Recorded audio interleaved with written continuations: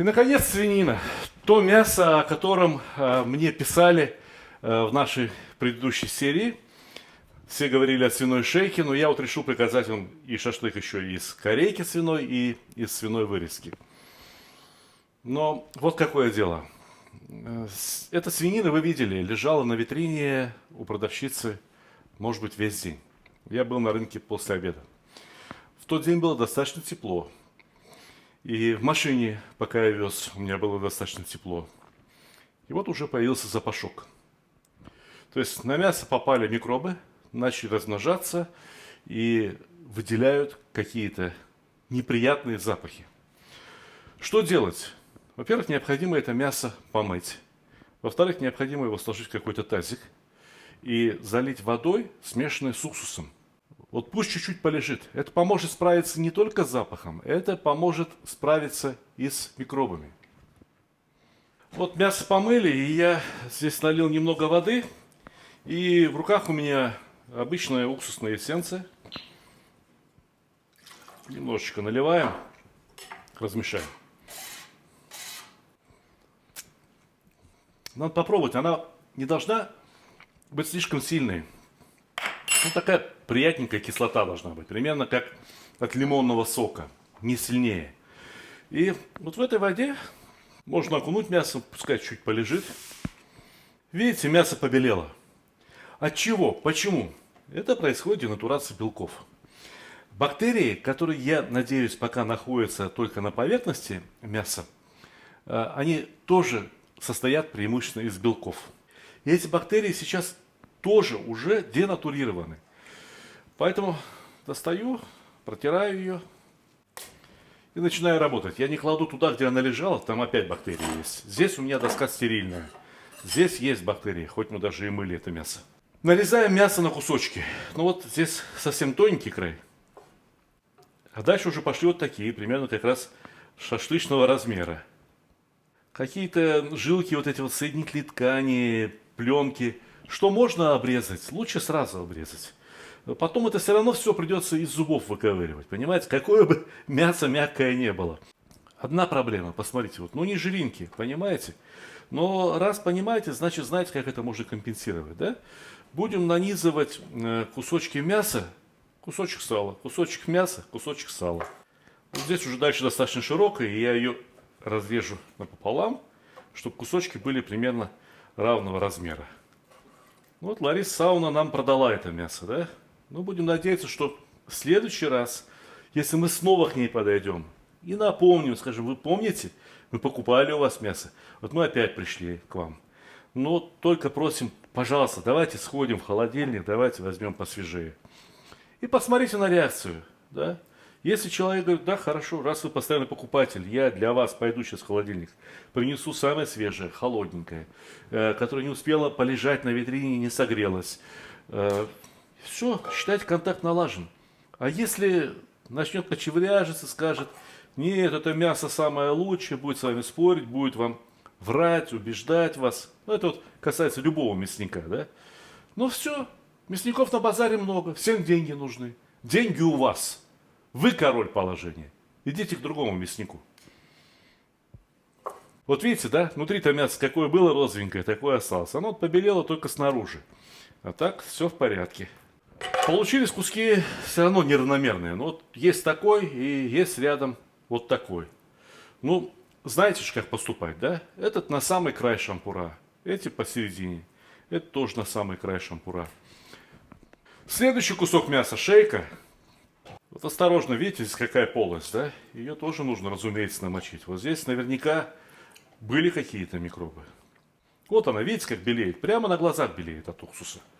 Хотя раствор уксуса довольно слабый. Я еще раз напоминаю, примерно на вкус кислинка должна быть такая же, как от лимона. Ну все, достаем мясо, протираем его от уксуса. Давайте посмотрим на него. Почему вы любите шейку? Объясню, потому что вот видите прослойки жира везде. Потому что вот эта вырезка, она достаточно сухая, в ней нет жира. А здесь мясо довольно жирненькое. Поэтому и получится вкусно, поэтому получится ароматно. Ну а то, что оно мягкое, вот оно вот видно, да, оно на ощупь мягкое, оно на ощупь нежное. Вот таким, каким мягким было мясо, пока оно было сырым, оно уже никогда не будет. Но это еще мягче. Это мясо прямо еще нежнее, посмотрите. Ну и это неплохое. Начинаем нарезать. Посмотрите, вот одна мышца, видно, да, ее? Вот она одна. Вот это другая мышца. Это что-то третье. Не надо резать сквозь все мышцы, чтобы вот эти соединительные ткани, лучше они пускай будут снаружи куска. Я, вот видите, не разрезаю практически ножом, я раздвигаю. Выделяю вот эту вот отдельную мышцу. Нормально? Нормально. Но, впрочем, все равно, вот еще одна мышца, а вот уже другая мышца. Ну ладно, обойдемся без фанатизма. Вот это вот практически сплошной жир. Его оставим на прослойки между кусками. Здесь тоже, видите, вот отдельная мышца, вот еще другая мышца. Вот к ней прикреплена третья мышца. Мышцы, а между ними жир. Вот что такое свиная шейка. Опять-таки, видите, вот как я отделяю. Вот кусочек отдельный. Еще. Тоже, видите, тут две мышцы. Но они такие тоненькие, такие маленькие, что даже и не стоит их разрезать. Вот эти, видите, покраснее куски мяса, да? Здесь гемоглобина больше. Видимо, эта мышца у свиньи работала несколько больше, чем остальные. Так, а вот это уже не жир. Вот это уже какая-то пленочка. И она потом обязательно застрянет между зубов. Ну ее нафиг сразу уберем. Ну что здесь вот этот кусок мяса? Ну вот он весь застрянет между зубов. Зачем? Уберем. А здесь вот прямо идет, смотрите, как слой сала, слой мяса, слой сала, слой мяса. Оно вот из 4 слоев состоит. Вот такими квадратиками нарежем и будем одевать промеж довольно постных кусочков. Такие еще нам тоже попадутся. Это вот пленочка, ну фасция называется на каких-то научном языке медицинском. Давайте уберем ее. Дело в том, что вот эти пленки, они, когда вы будете жарить, они стягиваются в первую очередь. Они сжимаются. И они сжимаются, и они сдавливают сам кусок мяса. И вот тогда из куска мяса бежит наружу весь сок. Ну вот опять тоже посмотрите. Раз мышца, вторая мышца. Здесь вот какой-то кусочек жира. Кусок крупный. Значит, можно его вот так разрезать. Возможно, что некоторые привыкли резать мясо крупнее. Не советую. Вот не советую. Мы поговорим еще об этом во время жарки. Но вот те куски мяса, которые я сейчас режу, ну вот кусок там, ну с грецкий орех, ну, грубо говоря, да, это более чем достаточный кусок. Во-первых, шашлык чаще всего едят без ножа и вилок, поэтому куски должны быть такие, чтобы за один раз в рот помещались. Вот это вот на самом деле нежненькое розовое мясо. Еще розовее, чем вырезка. Мягкая, вижу, что очень мягкая. Вот эта мышца. За это, наверное, и любят эту свиную шею. Но чем меньше гемоглобина, тем меньше вкуса. Здесь и так-то вкуса в этой свинине так себе. К сожалению, эта свинина не имеет такого вкуса, какой свинина имела до индустриализации сельского хозяйства. Ну, практически сплошной жир. Отлично, тоже он нужен. Он нужен между кусками постного мяса. Если мы жарим вот такой кусок, да, то рядом обязательно должен быть кусочек жира. Да? Если следующий кусок там вот такой, пожалуйста, то между ними тоже кусочек жира, либо кусочек с прослойками. Кусочек мяса, кусочек жира. Чередовать. И корейка. Свиная корейка. Точно так же моем ее в уксусной воде недолго. Напоминаю, что это недолго. Вот, 5 минут, 3 минуты, 5 минут. Дольше не надо. И посмотрите, вот это мясо от шейки, да, здесь есть достаточное количество жира. Шашлык будет хорошим. Убираем его. А вот это мясо, оно совсем сухое, оно не жирное. И надо бы туда добавить какого-то жира, надо добавить туда какого-то сала.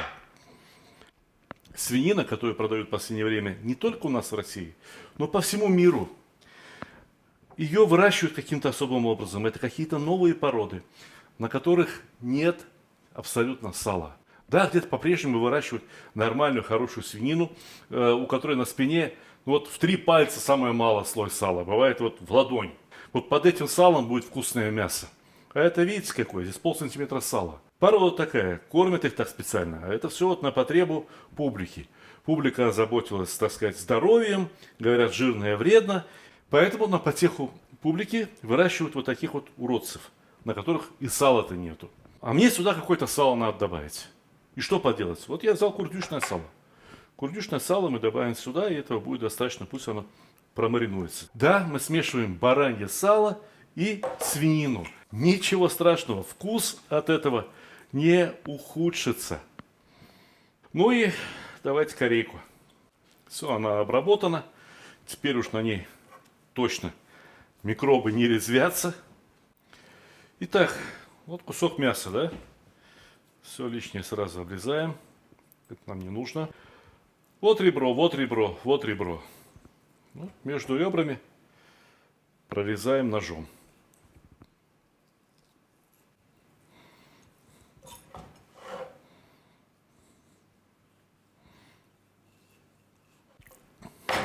Видите как, да?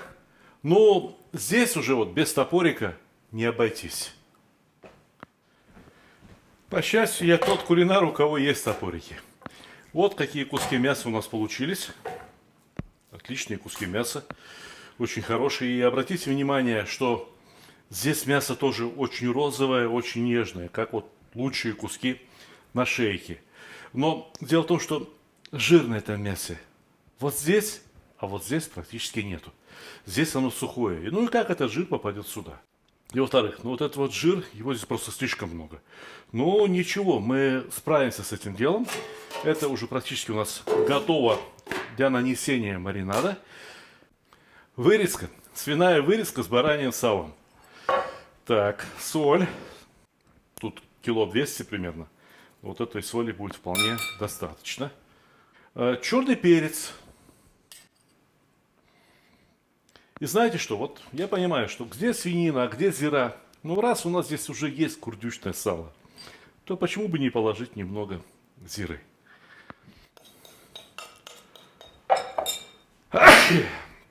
О, перец как работает.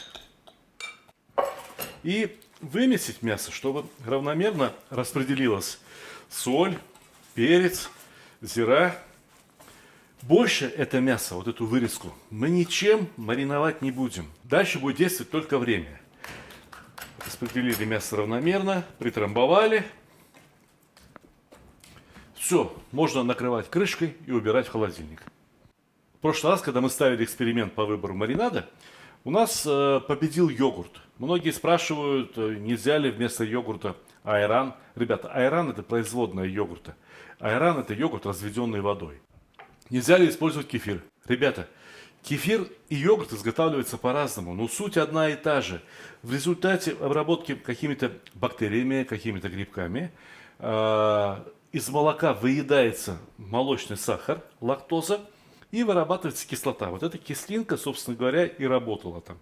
Но о причинах победы йогурта я вам еще расскажу. Пока что я хочу сказать, что я беру примерно 1,5 ложки соли. Здесь 2 килограмма мяса. Я беру перец. Вот соль и перец у нас были на втором месте. Помните, да? Соль и перец. Я сюда добавляю немного куркумы. Вы сейчас узнаете почему. Вот совсем немножко. Пол чайной ложечки. Этого достаточно. И где-то на призовом месте у нас был лук. Хорошо, давайте это используем. Но вот я что хочу вам сказать. Вот если мы возьмем луковицу и положим ее вот сюда в это мясо. Вот если мы возьмем луковицу и положим ее сюда, в это мясо. Ну как, мясо изменит свои свойства? Нет. А если мы вот так поступим, вот положим лук вот так, да? Ну вот к этому куску мяса. Ну, на этот кусок мяса что-то попадет, какие-то маринующие вещества. В основном нет.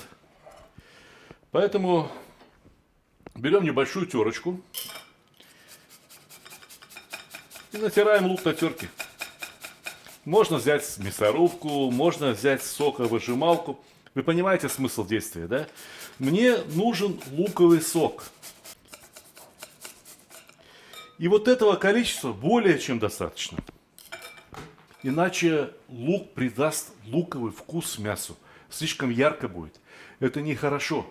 Нельзя, чтобы человек, который ест шашлык, мог определить, из чего сделан маринад.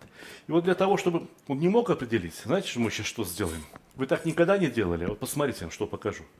Вот яблоко, обыкновенное яблоко. Я понимаю, что сейчас кто-то начнет возмущаться, у кого-то возникнут какие-то возражения, будут говорить о том, что ну как это так, яблоко это сладкое. Ребята, лук тоже сладкий. И яблоко, и лук, природа сахаров одна и та же. Но у лука свой запах и вкус, у яблока свой запах и вкус. Одним словом, если вы хотите научиться, если вы хотите узнать что-то новое, ну смотрите, вот я вам показываю новое. Вместо яблока можно грушу попробовать. Вместо яблока можно попробовать любые другие фрукты. Вот эти соки, которые содержатся что в яблоке, что в луке, они все каким-то образом за счет ферментов, которые в них содержатся, влияют на мягкость мяса. Понимаете? Но вот еще и вкус будет интересный, такой луково-яблочный. Это все потом прижарится, это все потом изменит. Сахара карамелизуются, мясо за счет этого станет румянее. А как сделать так, чтобы эти сахара не пригорели на шашлыке, я вам сейчас покажу.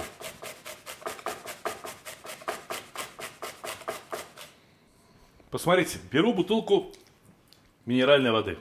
Сильно газированной, максимально газированной. Ну сколько вот? Ну полстакана я взял. Вот вода прошла сквозь луково-яблочное пюре. И что-то с собой там унесла. Ну давайте еще попробуем немножко налить.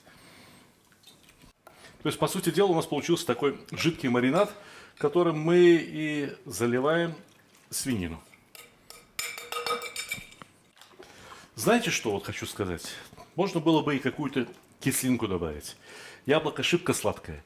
Может быть, ну чайную ложку, ну 2 чайные ложки лимонного сока тоже можно было бы добавить в этот маринад.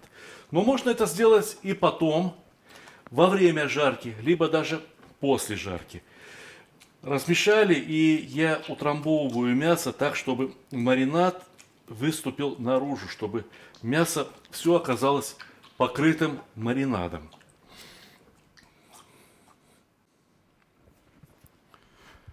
И, наконец, последний маринад для корейки, где жир распределен как-то не очень удачно. Жир вон там, мясо вот здесь. Что делать? Все очень просто. Сейчас все вопросы решим. Ну, во-первых, здесь этой корейки, ну да, почти 2 килограмма, поэтому соли полная столовая ложка. Мы не будем брать лук и яблоко для этого маринада. Но нам надо как-то компенсировать сахар, который содержался бы в нем. Беру вот пол столовой ложки сахара. Не бойтесь ничего, слушайте меня. Дальше. Хочу сделать эти куски мяса нарядными, красивыми. Поэтому беру немного куркумы. Ну вот с пол чайной ложки. Беру красную паприку. Это паприка, это не острый перец. Она сладкая. Я ее беру половину столовой ложки. И я беру жгучий перец. По-настоящему жгучий красный перец. И я беру немного итальянской приправы. Трава, соль хлопьями. Вкусно пахнет. Пусть будет. И раз уж это Италия, то как же обойтись без чеснока?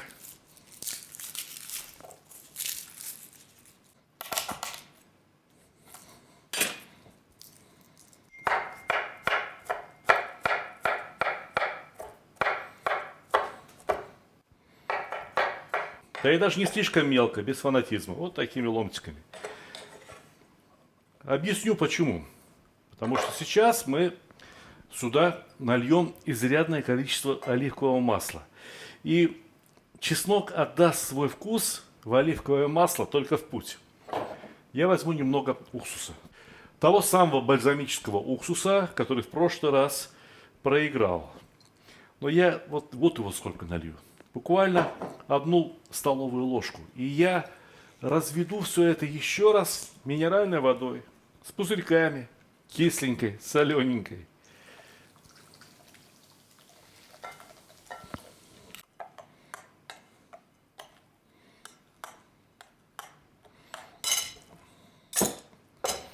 Вот это будет, я вам скажу, хорошо.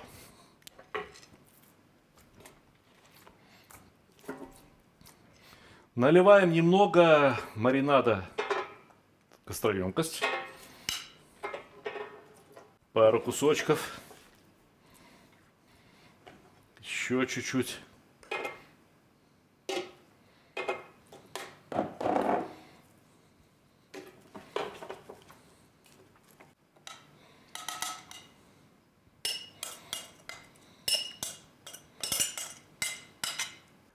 И вот это мясо должно постоять уж точно хотя бы дня два. О чем бы я хотел рассказать. В прошлый раз мы готовили из куска мраморной говядины, который стоил, наверное, 1025 рублей. Многие люди меня вполне справедливо упрекали, а где мы возьмем такую мраморную говядину. Но суть того эксперимента была не показать, как работает в шашлыке мраморная говядина, а показать, как работают различные маринады. Сегодня вот практическое занятие у нас. Мы сегодня взяли совсем дешевое мясо. Вот эта вся свинина, в сумме почти что 6 килограмм, стоила 1800 рублей. Да, это мясо доступное практически для любого работающего здорового человека.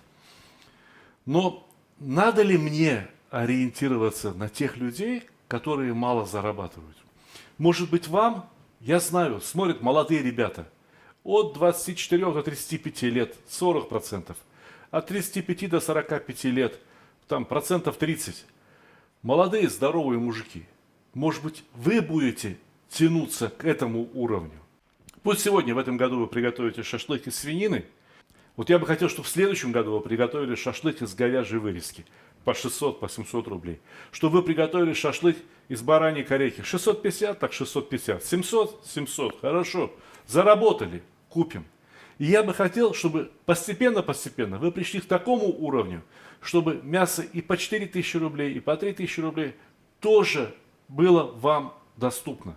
Вы работать должны лучше. Понимаете? Не я должен готовить из дешевого мяса, а вы должны работать и стараться зарабатывать лучше.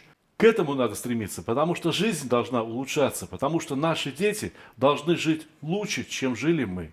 Понимаете меня? Ну все, до следующей встречи.